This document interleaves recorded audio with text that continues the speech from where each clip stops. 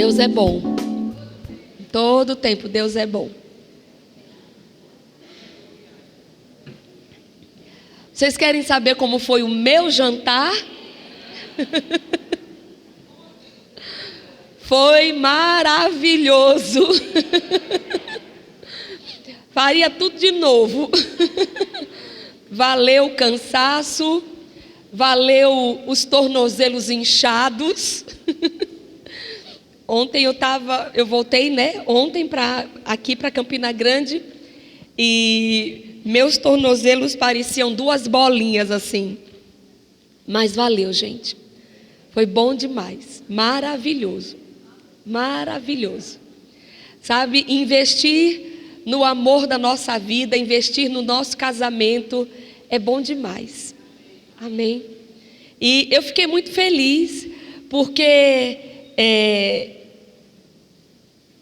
isso não é mais, não está acontecendo com uma ou outra pessoa.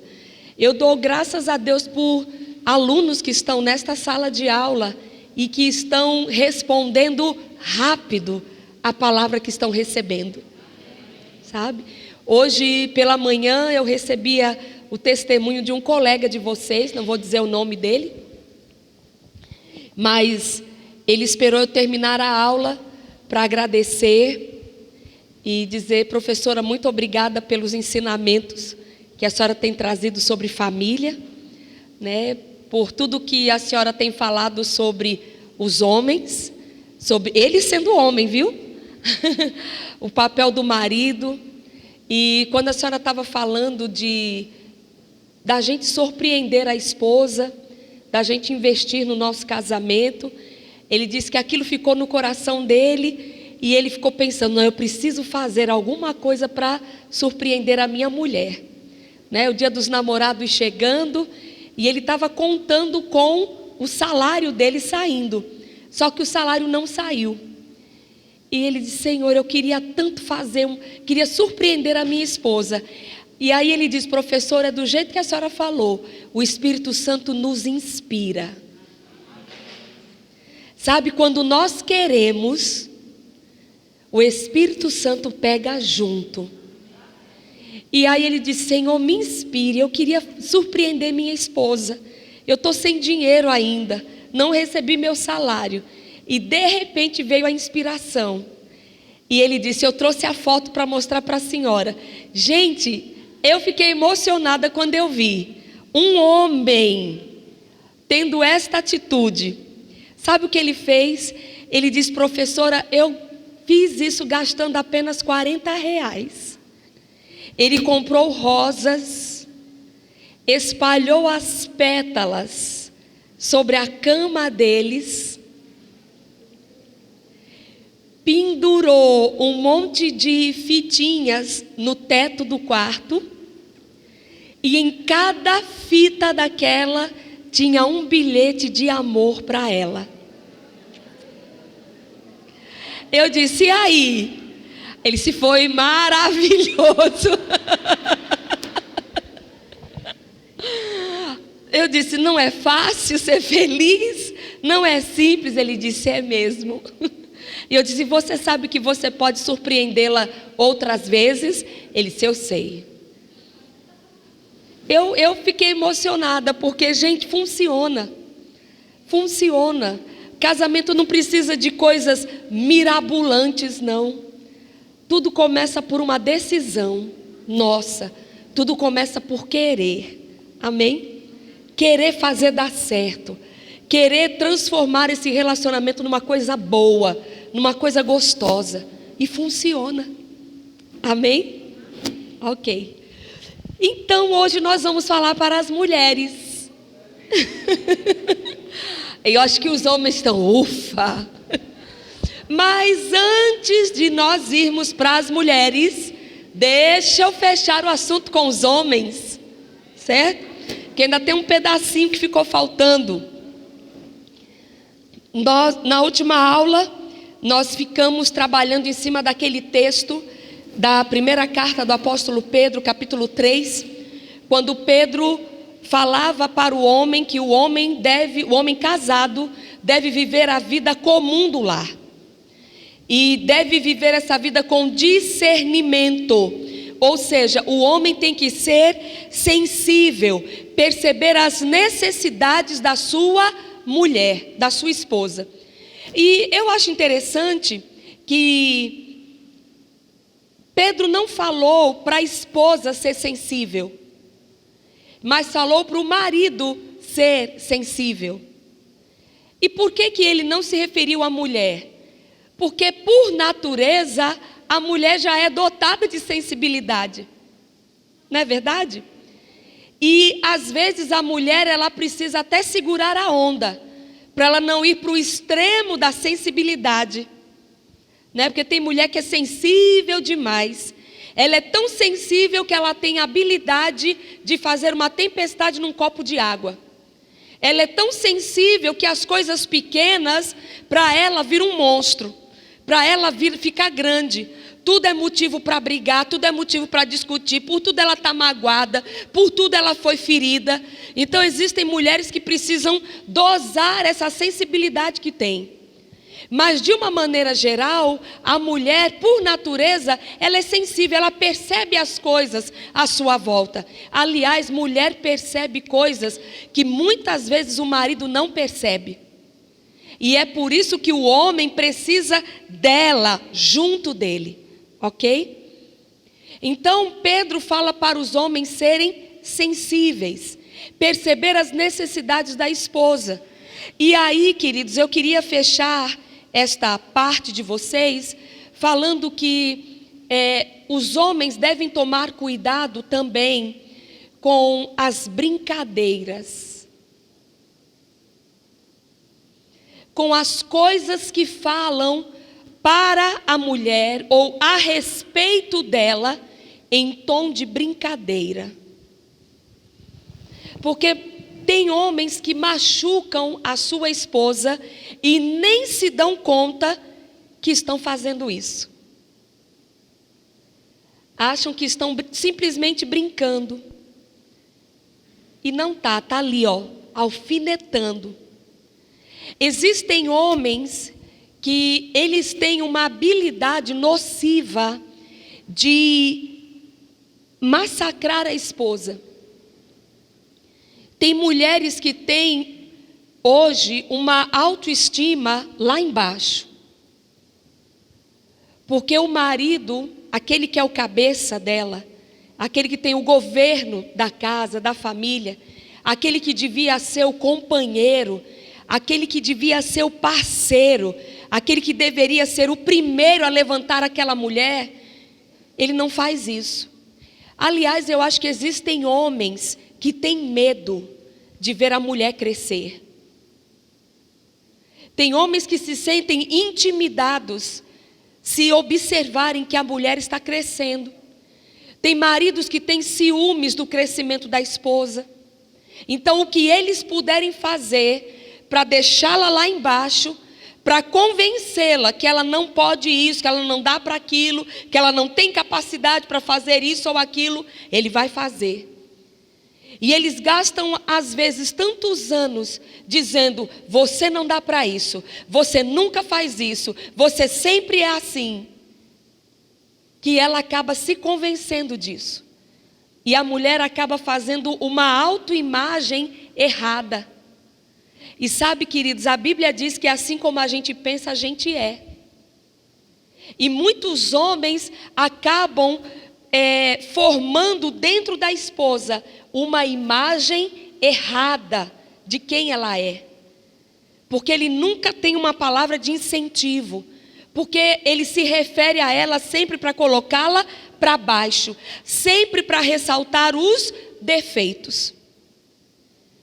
E infelizmente muitos homens fazem isso em tom de brincadeira. E muitas vezes ressaltam defeitos físicos da esposa, né? Defeito, se é que a gente pode chamar isso de defeito. Mas coisas que mudaram no corpo da mulher, e eles começam a tirar sarro da esposa, eles começam a criticá-la, tudo brincando, tudo rindo, e achando que é só uma brincadeira, e não é. você está diminuindo a sua esposa, você está mexendo com a autoestima dela e muitas vezes está expondo a sua mulher ao ridículo. Eu tenho uma amiga que ela me contou uma vez o quanto o marido estragou um dia que eles estavam indo para uma festa. Ela passou mais de 1 hora dentro do quarto se arrumando. E quantos sabem que depois que uma mulher teve 3 filhos, o corpo dela já não é mais igual? Né? E eu acho interessante que às vezes o homem, ele toma aquela postura de cobrar o corpinho que a mulher tinha de quando eles se casaram. Mas ele não olha, né, como é que está o corpo dele. A transformação não acontece só para um, com o passar dos anos. A transformação acontece para os dois. E muitas vezes a natureza pega mais pesado com a mulher, porque é ela quem estica o bucho, né? É ela quem carrega menino 9 meses. Então, é muito difícil. A mulher tem que ter uma constituição física muito boa para poder voltar ao corpo que tinha. E essa minha amiga, ela já tinha tido 3 filhos, cesárea, parto cesariana. Então ela tinha uma saliência na barriga dela. E, queridos, deixa eu dizer algo para vocês. Mulher sabe o que está sobrando e o que está faltando. Pense num ser que gosta de estar na frente de um espelho, é mulher. Né? E aí ela se produziu toda, se arrumou toda. Quando saiu na sala e disse: e aí, amor, como é que eu estou? Ele olhou para ela de cima a baixo e disse: você está muito bem, só não está legal essa pochete aí na frente. Acabou. Acabou. Vocês sabem o que é pochete, né? Aquela carteira que o homem usa amarrada na barriga, na cintura, né? Acabou. Sabe, de repente, eu sempre digo para os homens que talvez quando você se casou com ela, ela tinha uma cinturinha de pilão. E os anos se passaram, hoje está mais para bujão do que para pilão. Né? Não tem mais curva, ela está redondinha. Mas olha, é tão fácil de você resolver esse problema, maridão. Hoje é fácil. Você coloca 15 mil reais na mão da sua esposa.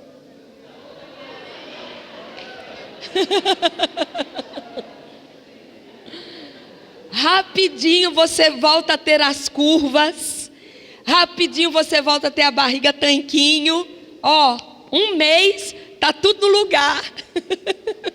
Hoje é fácil, gente. Não é verdade? Eu estava ministrando uma vez com meu marido num jantar de casais. E depois de 40, 50 minutos de ministração sobre casamento, gente, estava uma atmosfera de love story no lugar. Uma atmosfera de amor tão gostosa. E aí a comissão que estava organizando aquele jantar, eles conseguiram bastante brindes para sortear com os casais. E aí chegou a hora dos sorteios. E estava um clima tão gostoso que o primeiro casal que foi sorteado, né, eles vieram à frente, marido e mulher, e o marido espontaneamente pegou o microfone do organizador e fez uma declaração de amor para a esposa, sem ninguém pedir. Aí o segundo casal que foi sorteado, o marido fez a mesma coisa, pegou o microfone e fez uma declaração em público para a esposa, uma declaração de amor. E assim um casal após o outro, os maridos se declarando para as suas esposas. E aí, queridos, vem um crocodilo à frente. Vem um casal à frente. E esse casal, no sorteio, tinha ganhado uma caixa de bombons. E o marido, sem noção nenhuma, rindo, em tom de brincadeira, ele pegou o pacote e disse: oba, esse presente eu vou desfrutar sozinho, porque a minha mulher está muito gorda e ela não pode comer bombom agora não.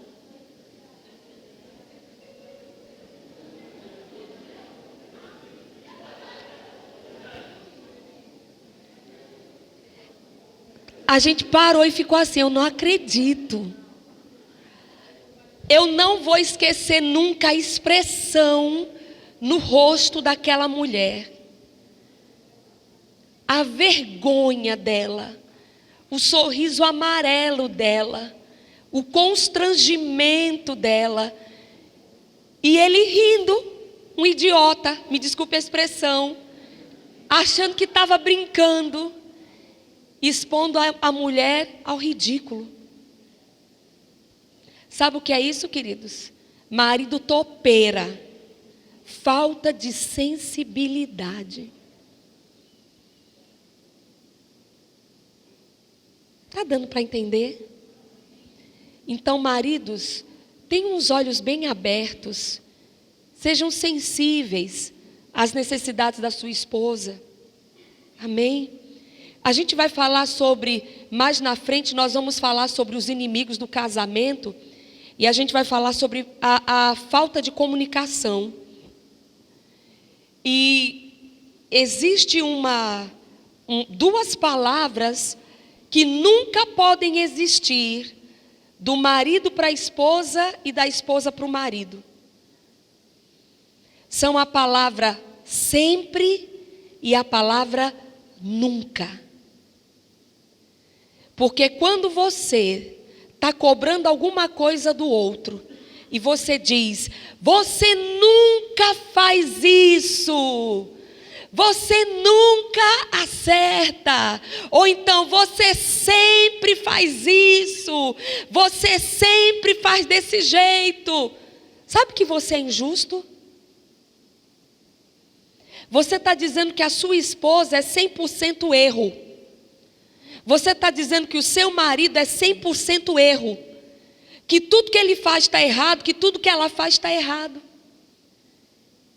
Então, quando você vai falar sobre alguma coisa que você não está gostando, não seja injusto, não pese na medida, não use a palavra nunca, não use a palavra sempre, porque sua esposa não erra sempre, porque seu marido não erra sempre. Está dando para entender, queridos?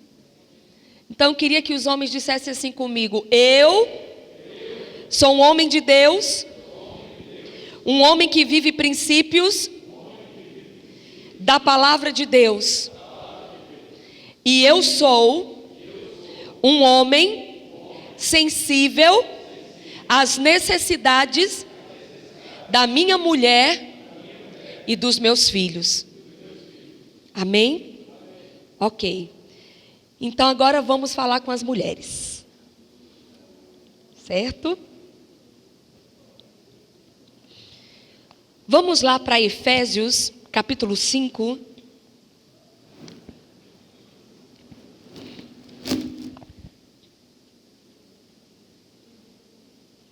E, como nós fizemos com os homens, meninas, toda vez que eu estiver lendo um texto que falar sobre esposa ou que falar sobre mulher, vocês também vão dizer, está falando comigo.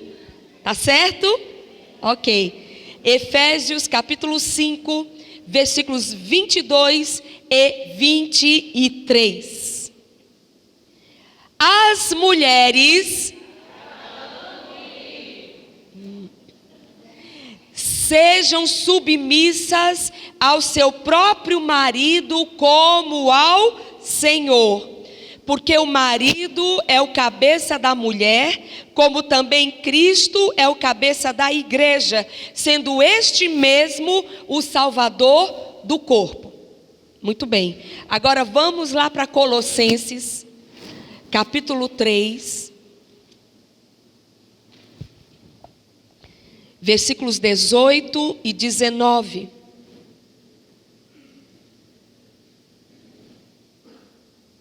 Colossenses capítulo 3, versículos 18 e 19.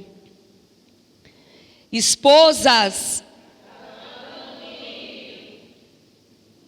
sede submissas ao próprio marido, como convém no Senhor.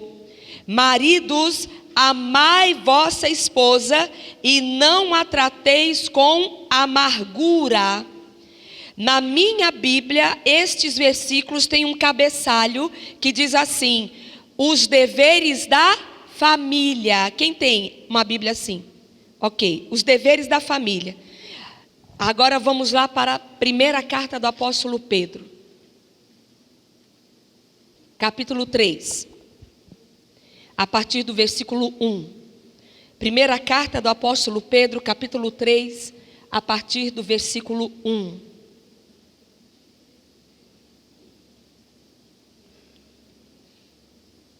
Todo mundo achou? Mulheres, sede vós igualmente submissas a vosso próprio marido, para que, se ele ainda não obedece à palavra, seja ganho sem palavra alguma por meio do procedimento de sua esposa, ao observar o vosso honesto comportamento cheio de temor. Não seja o adorno da esposa o que é exterior, como frisado de cabelos, adereços de ouro, aparato de vestuário. Seja, porém, o homem interior do coração, unido ao incorruptível trajo de um espírito manso e tranquilo, que é de grande valor diante de Deus. Pois foi assim também que a si mesmas se ataviaram outrora as santas mulheres que esperavam em Deus, estando submissas a seu próprio marido, como fazia Sara, que obedeceu a Abraão, chamando-lhe Senhor, da qual vós vos tornastes filhas, praticando o bem e não temendo perturbação alguma. Maridos, vós igualmente vivei a vida comum do lar, com discernimento e tendo consideração para com a vossa mulher, como parte mais frágil. Tratai-a com dignidade, porque sois juntamente herdeiros da mesma graça de vida, para que não se interrompam as vossas orações. Então, na minha Bíblia, tem um cabeçalho antes do capítulo 3, que diz assim: a vida exemplar cristã, deveres dos casados. Ok? Então, o manual, nesses 3 textos, Efésios, Colossenses e 1 Pedro, está falando sobre os deveres das pessoas que são casadas, marido e mulher. Agora, eu acho interessante que na hora de Deus se referir aos deveres de cada um, vocês perceberam que os 3 textos têm coisas em comum, apesar de terem sido escritos por homens diferentes? 2 foram escritos por Paulo, 1 foi escrito por Pedro. Mas os 3 textos têm algumas coisas em comum. A primeira coisa comum é que eles começam pelas mulheres.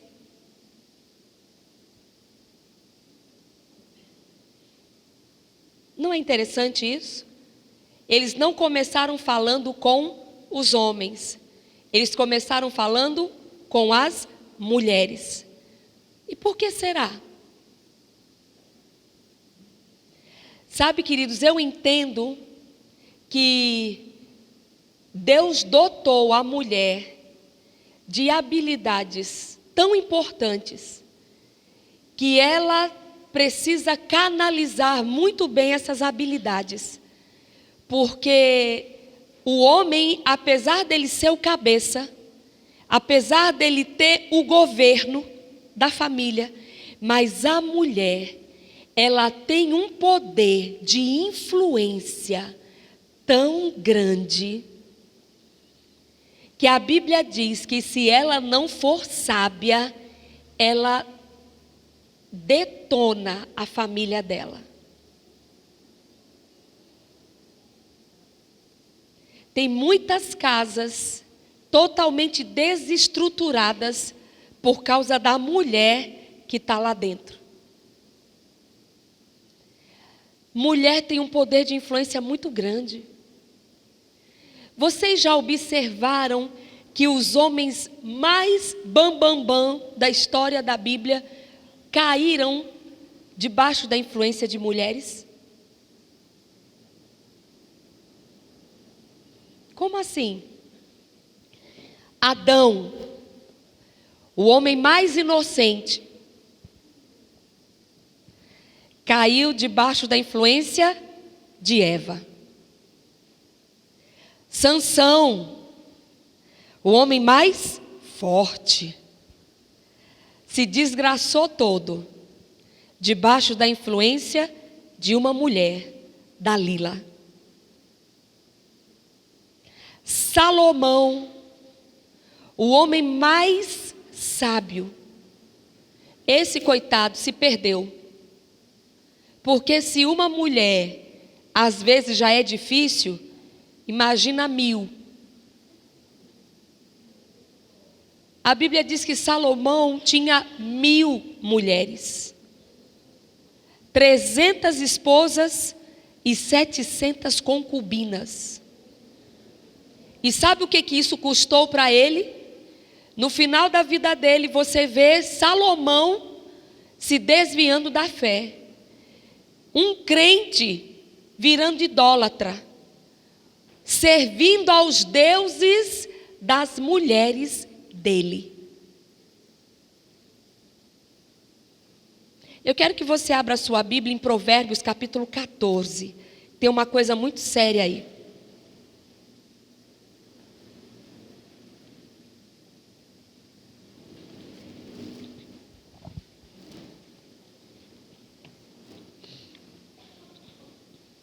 Provérbios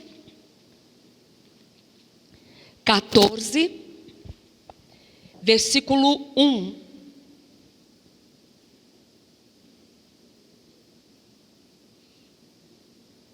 A mulher sábia. E eu queria que as meninas na sala dissessem isso. Nem que seja pela fé. A mulher sábia. Glória a Deus. Gente, eu espero que seja assim mesmo, viu? Que nessa sala só tenha mulher sábia. Amém?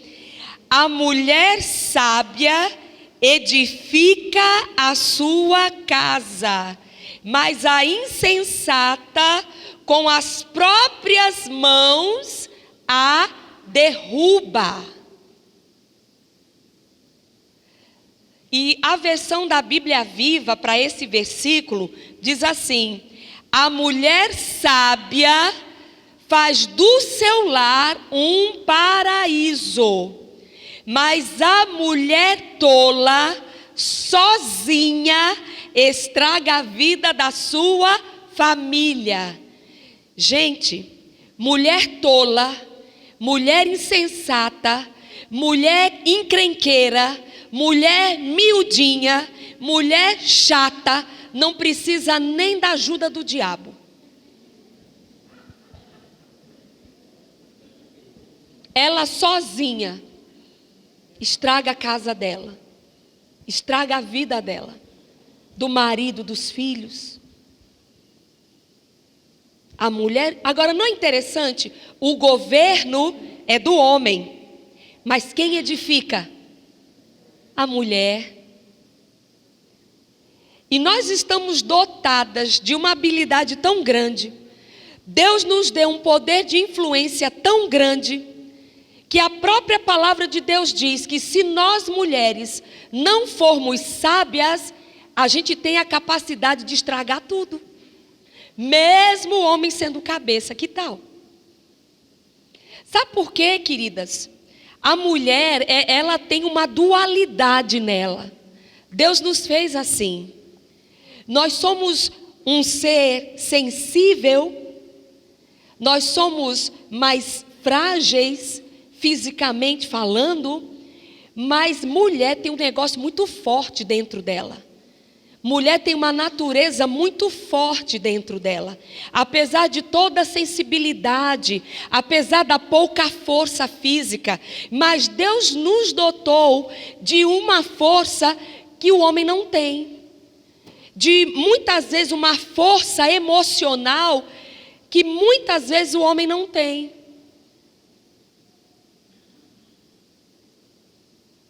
Por exemplo, A mulher aguenta muita coisa que o homem não aguenta. Quer ver uma? Dor de parto. Eu tenho certeza que o homem não aguentaria. Porque a mulher, ela muitas vezes ela está se acabando de dor, está com isso, está com aquilo, mas ela vê tanta coisa para fazer em casa que ela bota a dor dentro do bolso, ela enfrenta as coisas e vai, se arrastando, mas faz. O homem está com a dor de cabeça, ai, não é assim? Ai, amor, eu estou sem aguentar. Ai. Sabe que teve uma aluna que ela veio dizer para mim uma coisa muito interessante. Que fizeram uma experiência. Gente, o povo faz experiência para tudo que vocês imaginarem, viu? Ela disse, irmã Zuleika, eu não sei se foi no Japão ou se foi na China, mas era no Oriente. Alguns cientistas pegaram 3 homens e colocaram uns aparelhos na barriga deles. Primeiro, testaram nas mulheres, para elas dizerem se aquela era uma dor parecida com a dor que elas tiveram para dar à luz. E elas disseram sim, é desse jeito. Aí resolveram colocar aqueles eletrodos na barriga de 3 homens. Para ver até onde os homens aguentavam aquelas dores. Ela disse, irmã Zuleika, foi tão engraçado que eles entraram em desespero. Teve deles que saíram arrancando assim. Não aguentaram. Quer ver uma outra coisa que mulher aguenta? Que mulher tem uma força federal para aguentar? Solidão. Você já viu como o quadro é bem diferente na viuvez? Um homem fica viúvo e ele amava a esposa, se acaba de chorar no caixão. Daqui a 6 meses ele está casando.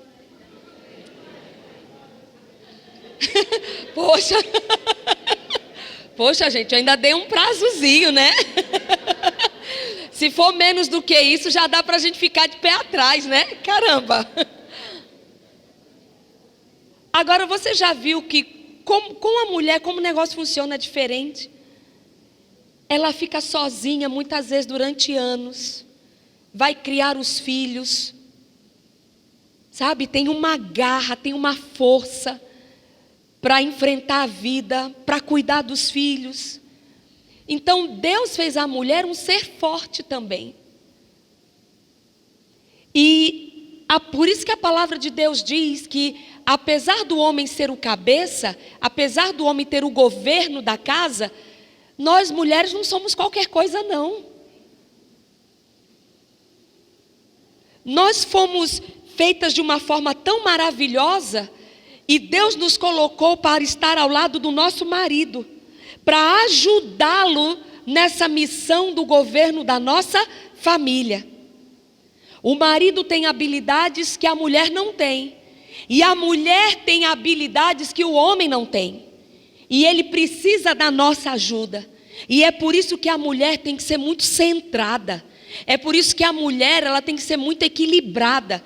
Porque senão ela desanda o processo. E eu estava dizendo numa aula anterior para vocês que quem vai casar precisa se preparar interiormente para casar. Precisa de um enxoval interno, porque precisa de mudanças de atitude e mudança de mentalidade. Eu usei até o texto de Paulo, né, para vocês aos Coríntios, quando Paulo diz, quando eu era menino, falava como menino, agia como menino, mas quando eu passei a ser homem, eu deixei as coisas de menino. E a gente parafraseou colocando, quando eu era solteiro, eu agia como solteiro, eu tinha uma vida de solteiro, mas já que eu casei, eu deixei a vida de solteiro. E assim deve ser com as mulheres também. Você vai casar, moça, você precisa entrar no casamento com uma mentalidade de mulher casada. Acabou aquela história de filhinha da mamãe. Da mamãe fazendo tudo dentro de casa. Uma moça preguiçosa que não tira nem o prato da mesa. Que não lava as calcinhas estão sujas dentro da gaveta dando bolô. Ficando verde. E aí quer casar. Imagina. Sabe cozinhar? Não, só sabe fazer miojo. Coitado do marido. Ah, mas eu vou casar com um homem que vai ter condições. Sim. E se não tiver? Alguém vai precisar fazer essas coisas. E sabe de quem é a responsabilidade de manter um lar, uma casa limpa, organizada? É nossa, queridas. O manual diz que nós, mulheres casadas, precisamos ser boas donas de casa. Amém? Eu não estou falando aqui de você ter você precisa ter um sofá de 10 mil reais na sua sala, não. Não estou falando de você morar num palácio, não. Você pode morar numa casinha de fundo, num barraco. A sua mesa ser um caixote de madeira. Mas tudo limpinho, tudo organizado, tudo no lugar. Amém? Quantas meninas que quando estão na casa do papai e da mamãe, são aquelas meninas dengosas. São aquelas meninas que foram mal criadas. Que o pai nunca disse não. Tudo que a filhinha queria estava na mão. Aí se casa, mal acostumada a ter tudo o que quer. A vontade dela é sempre a que prevalece. Aí agora ela vai casar, só que ela não vai casar com um pai, ela vai casar com um homem, que vai ser o marido dela. E que talvez não tenha as mesmas condições que o pai tinha. E aí? Vai fazer chantagem emocional? Porque sabe que tem muita mulher que faz chantagem emocional com o marido? O marido não consegue dar o que ela está sonhando, o que ela está querendo. Ela vira a cara, ela faz bico, ela se tranca no quarto, ela chora, ela faz greve de sexo. Ei, a mulher sábia edifica a casa. Sabe quem é que tem que proporcionar um ambiente gostoso dentro de casa, fazer o maridão sentir saudade de voltar para casa?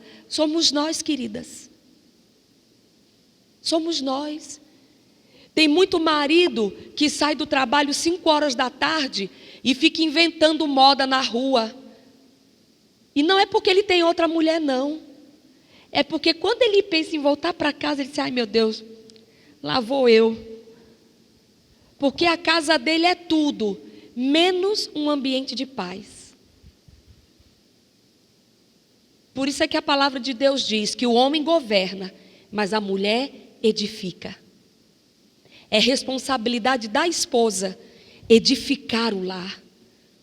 Amém? Nossa, vocês estão tão quietos, gente. Eu acho que é a palavra entrando, né? Eu espero, viu? Gente, uma outra coisa em comum que estes 3 textos têm, de Efésios, Colossenses e 1 Pedro, é que todas as vezes em que eles se referem à mulher, fala que ela deve ser submissa ao seu marido.